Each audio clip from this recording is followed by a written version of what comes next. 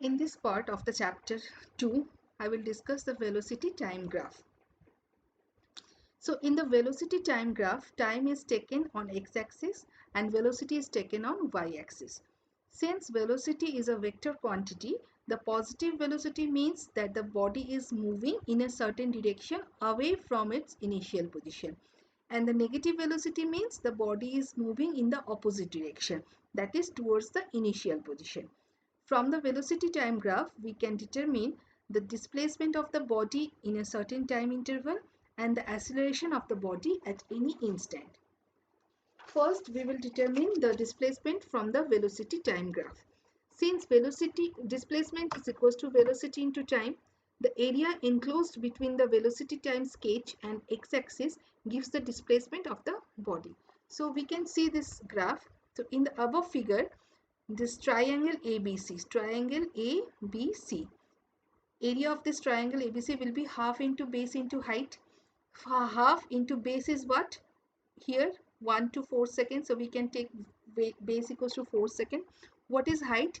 This is the height AY, so we can take plus 5, so we will get 10 meter. So here we are getting the area. This is 10 meter. This will be 10 meter per second. Okay, next one, area of the trapezium CDEF. Trapezium CDEF. This is the trapezium. The formula is half into sum of parallel side into height. Sum of parallel side means this and this. So half into, this is 5 and this is 3. Okay, so this is 5 and this is 3. So we can get 5 plus 3 and height is total 5. This is the height, total 5. So we can get the area. We will get the area of the trapezium CDEF as 20 meter. And the area of the trapezium FGHI, this is FGHI, will be half into 4 plus 2, 2 parallel sides, sum of 2 parallel sides into height 5 meter per second. It's coming 15 meter. So then the displacement of the body will be area of ABC minus area of trapezium CDEF plus area of trapezium FGHI. 10 meter minus 20 meter plus 15 meter, it will come 5 meter.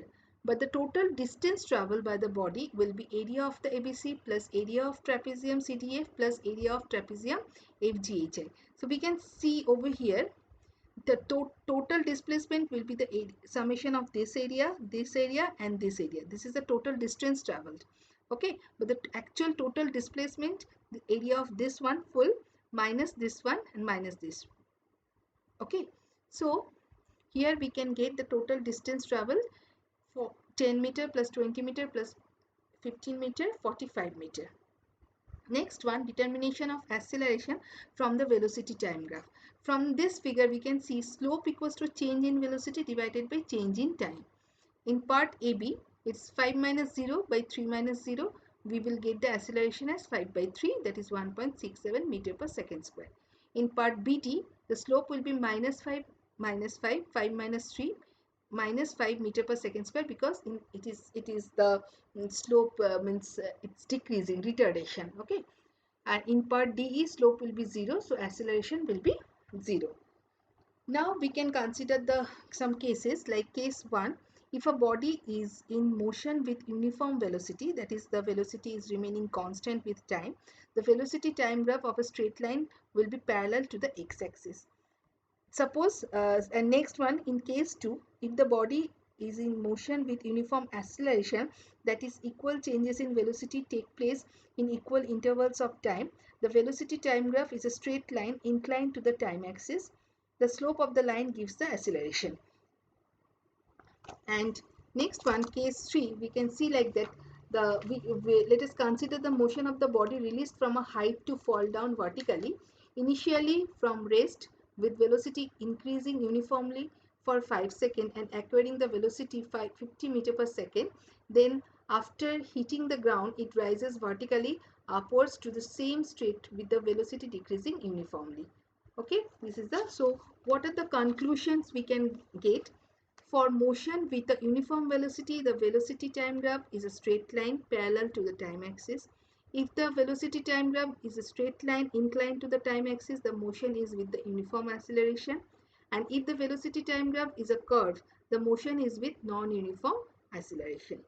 Second conclusion we can get like that: the slope of the straight line or the tangent to the curve of an instant gives the acceleration to that instant. The positive slope means velocity increasing with time, that is accelerated motion. The negative slope means velocity is decreasing, that is retardation with time. And the zero slope implies motion with constant velocity, that means velocity is not changing. The final velocity is equal to the initial velocity. Next conclusion may be: knowing the acceleration, that is slope, at different instants from the velocity time graph, we can draw the acceleration time graph also. The area enclosed between the velocity time sketch and the time axis for a certain time interval gives the displacement in that interval of time. The area above the time axis gives the positive displacement, while the area below the time axis gives the negative displacement.